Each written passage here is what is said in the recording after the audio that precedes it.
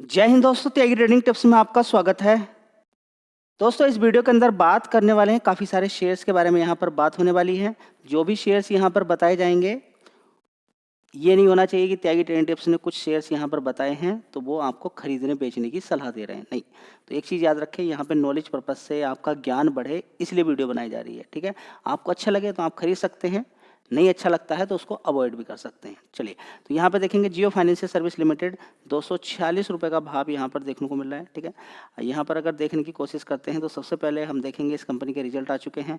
Result कैसे हैं उसके बारे में भी यहाँ पर बात करेंगे। देखिए, रिजल्ट देखने के बाद ही अनुमान लग जाता है, लेकिन एक बार अगर किसी कंपनी के रिजल्ट खराब आ गए हैं, उसके आधार पर भी हिसाब लगाना बड़ा गड़बड़ होता है। गलत होता है कि आपने रिजल्ट्स देखे, कहा नहीं खराब है अब तो सब कुछ खत्म हो गया, नहीं।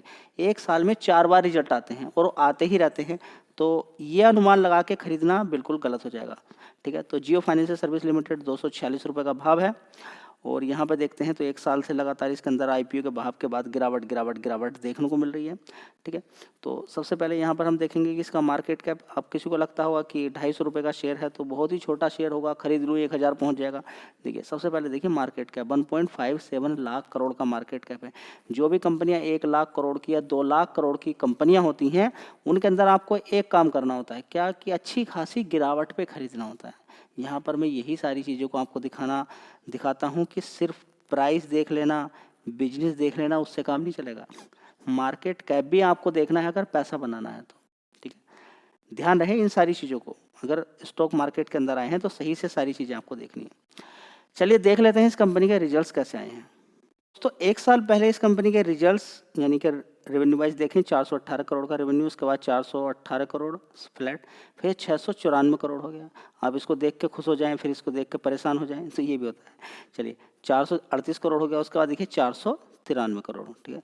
तो परफॉर्मेंस देखेंगे रेवेन्यू वाइज अच्छी परफॉर्मेंस है, कोई दिक्कत नहीं है। चलिए, अब यहाँ पर हम देखते हैं ऑपरेटिंग प्रॉफिट अच्छा ही है, 320 करोड़ का, 344 करोड़, 553, 313 से पिछले क्वार्टर से थोड़ी बढ़ोतरी देखने को मिली 338 करोड़, लेकिन इन वाले क्वार्टर्स की अपेक्षा देखें तो फ्लैट परफॉर्मेंस यहाँ पर है, कोई अंतर चीज़ें देखने को नहीं मिल रही है, लेकिन गिरा हुआ भाव है, मार्केट कैप भी ज़्यादा है, सारी चीज़ें आपको देखनी है। चलिए, अब यहाँ पर अगर हम देखते हैं तो परफॉर्मेंस रहेगी फ्लैट एकदम, 311 करोड़, उसके बाद 313, अभी 316 करोड़ का प्रॉफिट हो गया है। उससे पहले 689 था, उससे पहले 295 करोड़ था। पिछले क्वार्टर के अकॉर्डिंग देखें तो ठीक है, रिजल्ट्स सही है। गिरावट के अकॉर्डिंग देखें तो अभी शेयर का भाव है गिरा हुआ, शेयर का भाव गिरा हुआ है। मार्केट कैप देखने के बाद उसके हिसाब से आप अनुमान थोड़ा सा लगा सकते हैं। तो अगली कंपनी होगी विप्रो कंपनी। यहाँ पर इन्फोसिस की बात करें, टीसीएस की बात करें, रिजल्ट्स कोई ख़राब इन कंपनियों के नहीं आए हैं, रिजल्ट्स ठीक ही हैं। हाँ, क्वार्टरली बेसिस पे या कभी ईयरली बेसिस पे थोड़ा बहुत प्रॉफिट ऊपर नीचे हो जाता है, तो उसको लेकर हम कंपनी ख़राब नहीं बोल सकते हैं। लेकिन यहाँ पर कंसर्न क्या है? कंसर्न है स्लो डाउन का, कंसर्न क्या है टैरिफ का, कंसर्न क्या है एक्सपोर्ट इम्पोर्ट का, कंसर्न क्या है दूसरी कंट्रीज़ के अंदर दिक्कतें परेशानी चलने का, ठीक है। तो ये सबसे बड़े कंसर्न यहाँ पर निकल कर आ रहे हैं, जो कि ब्रोकरेज फर्म जितनी भी होती हैं उन्होंने इन कंपनियों के टारगेट कम कर दिए, ठीक है। तो IT earnings have remained disappointing in the term of revenue growth margin and the most management guidance, ठीक है। तो गाइडेंस के अंदर आप देखेंगे अलग अलग चीज़ें देखने को मिल रही हैं। टर्म टैरिफ कंसर्न, ठीक है, बहुत सारी कंपनियां लोगों को निकाल कर भी बाहर खड़ा कर रही हैं बिकॉज ऑफ स्लो डाउन, ठीक है। तो स्लो डाउन आएगा नहीं आएगा, that is the different thing होगा ये। लेकिन यहाँ पर बात करें कि एक डोमेस्टिक सॉफ्टवेयर एक्सपोर्ट्स का कंसर्न यहाँ पे रह सकता है। देखिए, फिलहाल ये सारी चीज़ें मुझे ऐसा लगता है कि काम नहीं करेंगी, क्योंकि ट्रंप अभी हाल फिलहाल में जिस तरीके से टैरिफ की बात कर रहे हैं उसको दूर ही रखता हुआ नजर आएगा। कौन सा कंट्री चाहता है कि हमारी कंपनियां, हमारे देश की कंपनियां स्लो डाउन के अंडर चली जाएं, ठीक है। लेकिन ब्रोकरेज फर्म होती हैं, बीच बीच में डाउनग्रेड करती रहती हैं, और इन आईटी कंपनीज को पहले भी इसी तरीके से स्लो डाउन रिसेशन करते करते नीचे गिरा दिया गया था।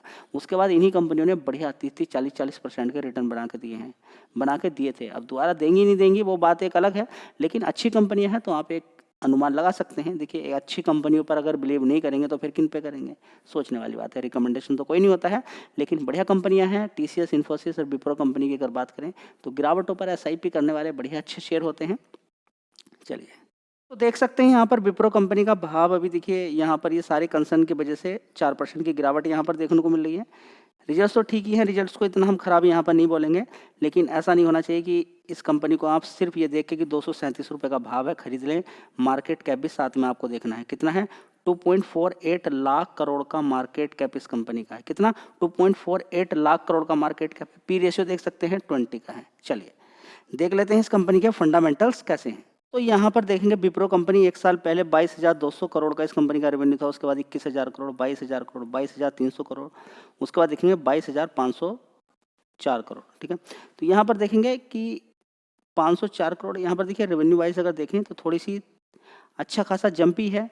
ऑपरेटिंग प्रॉफिट के अंदर भी जंपी ही है, लेकिन म्यूट परफॉर्मेंस इसको बोलेंगे, इतना कोई खास परफॉर्मेंस नहीं बोलेंगे।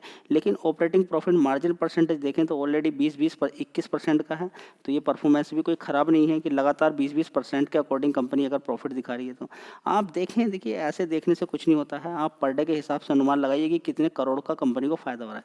आप इसको देखिए एक क्वार्टरली बेसिस पे 3 महीने की परफॉर्मेंस है, 3,588 करोड़ का प्रॉफिट है। आप इसको भाग कीजिएगा 90 डेज से, तो आपको पर डे आपको समझ में आ जाएगा कि पर डे कितना प्रॉफिट कंपनी कमाती है। ये क्वार्टरली 3 महीने का 90 दिन का 3,588 करोड़ का प्रॉफिट है। उससे पहले 3,367 करोड़ का था, 3,200 करोड़ का, उससे पहले 3,000 करोड़, उससे पहले 2,800 करोड़ का।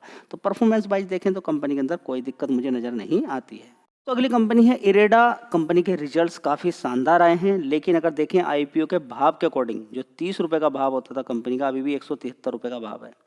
खुलने के बाद की भी अगर बात करें तो 50-60 रुपये के आसपास खुला था। 60 रुपये से सीधा सीधा शेयर ने तेजी दिखाई 300 रुपये तक। लेकिन अगर आप देख रहे हैं कि गिरा हुआ भाव, तो काफ़ी गिरा हुआ भाव था नीचे की साइड में, लेकिन अब अच्छी खासी तेजी दिखा दी है ऑलरेडी। तो रिजल्ट्स का असर तो यहाँ पर देखने को मिल चुका है। जी रिजल्ट्स तो काफ़ी अच्छे हैं, तो रिजल्ट्स भी यहाँ पर अच्छे आए हैं। तो देख लीजिए यहाँ पर आपके सामने 18% की तेज़ी बन गई है। फिलहाल यहाँ पर देखेंगे 46,000 करोड़ का मार्केट कैप है। एकदम से आपका दिमाग नहीं घूमना चाहिए कि यहाँ से 1,000-2,000 पहुँच जाएगा। थोड़ा सा ध्यान लगाएं इन सारी चीज़ों पे, ठीक है। तो मैं आपको क्या बार बार समझाने की कोशिश कर रहा हूँ कि आपको ये भी देखना है कि आईपीओ का भाव, इशू प्राइस 30 रुपये का था, खुलता है 60 रुपये के आसपास लिस्टिंग वाले दिन, उसके बाद तेज़ी दिखा के 300 रुपये तक पहुंच जाता है, 300 से नीचे गिरता है 150, उसके बाद रिजल्ट सब अच्छे आते हैं, तेज़ी बन जाती है। तो देखिए कैसे कैसे लिंक है। अब आप देख के कि रिजल्ट अच्छा है खरीद लूँ क्या, तो आप कहेंगे कि ऑलरेडी तेज़ी बन चुकी है। तो सबसे बेस्ट तरीका होता है एसआईपी करने का। तो शेयर का नाम देखें, परफॉर्मेंस कैसी है वो देखें, लेकिन गिरा हुआ भाव आपको देखना है, गिरावट आपको देखनी है, ठीक है। चलिए जोमेटो, जिसका नाम इटर्नल इस समय हो चुका है, क्या नाम हो चुका है, इटर्नल, 214 रुपये का भाव है। ये शेयर भी नीचे की साइड में गिरा 160 रुपये के आसपास। आईपीओ 75-76 के आसपास रहता है, खुलता है और उसके बाद सीधा सीधा 150 रुपये के आसपास पहुंच जाता है। उसके बाद गिरता गिरता 40-42 रुपये तक पहुंचता है। कवर किया शेयर को। कवर करने का मतलब ये नहीं कि मैं रिकमेंड करता हूँ कि हाँ खरीदिए बेचिए, नहीं। मुझे कुछ मजबूती नज़र आती है, बिजनेस अच्छा लगता है, आपके साथ शेयर कर देता हूँ, ठीक है। आपका मन हो तो खरीदें, नहीं तो अवॉइड करें। ज़बरदस्ती वाली इस चैनल पे कोई बात नहीं कि मैं आपसे फोर्सफुली बोला हूँ कि ये खरीदना ही है आपको, यहाँ पर पैसा बनेगा ही आपका, नहीं, ये नहीं। आपका नॉलेज ज्ञान बढ़ाने के लिए शेयर को लेना पड़ता है। तो शेयर है, देखिए जोमेटो के बिजनेस की अगर बात करें तो खाने का काम तो कभी बंद होने वाला नहीं है। सारी चीज़ें आप छोड़ सकते हैं, खाना नहीं छोड़ सकते।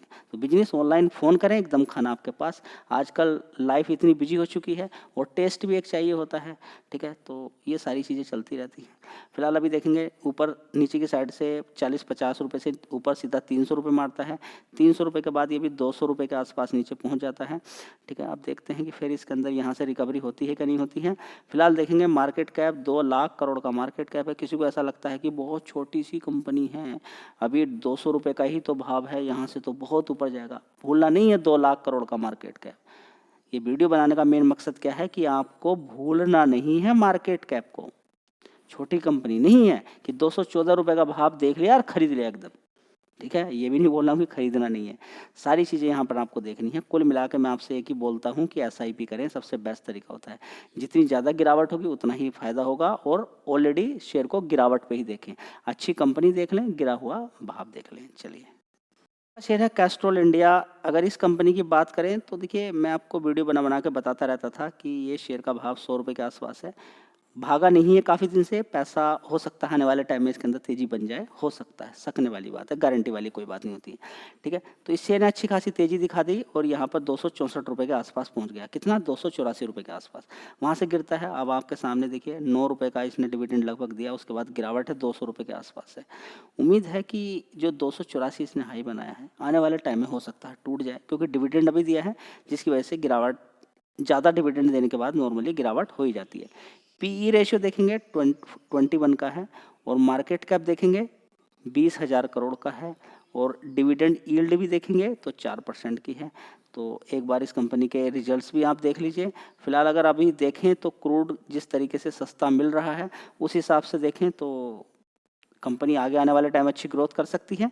फिलहाल अगर लॉन्ग टर्म का भी चार्ट पैटर्न, अगर आप 5 साल का भी चार्ट पैटर्न अगर आप उठा के देखते हैं तो कोई खास तेजी अभी इस शेयर ने अपनी परफॉर्मेंस नहीं दिखाई है। 140 रुपये देखिए हाई बनाया था 2021 में, कोई खास परफॉर्मेंस अभी नहीं दिखा पाया है। ठीक है, जैसे कि और दूसरे शेयर ने दिखाई है। अब देखते हैं आगे क्या होता है। रिजल्ट्स में आपको इसके दिखा देता हूँ। फोर के रिजल्ट जोमेटो के और कैस्ट्रॉल के आने बाकी हैं, बाकी के तो आपको बता ही दिए हैं। दिसंबर क्वार्टर की बात करते हैं, एक साल पहले 1264 करोड़ का रेवेन्यू था इस कंपनी का। उसके बाद 1325 करोड़, 1398 करोड़, उसके बाद देखेंगे 1288 करोड़, उसके बाद देखेंगे 1354 करोड़। ठीक है, तो परफॉर्मेंस तो काफ़ी अच्छी लग रही है यहाँ पर देखेंगे, उस हिसाब से शेयर के अंदर तेजी बनी थी। ऑपरेटिंग प्रॉफिट भी अगर हम देखते हैं यहाँ पर 376 करोड़ का है। कितना? 376। देखिए यहाँ पर 286 था, 322, 294 करोड़, एक साल पहले 329 करोड़। तो परफॉर्मेंस यहाँ पर बहुत शानदार यहाँ पर देखने को मिल रही है। तो देखिए अब इन कंपनियों के रिजल्ट्स आने वाले हैं, थोड़ा सा अलर्ट आपको रहना जरूरी है।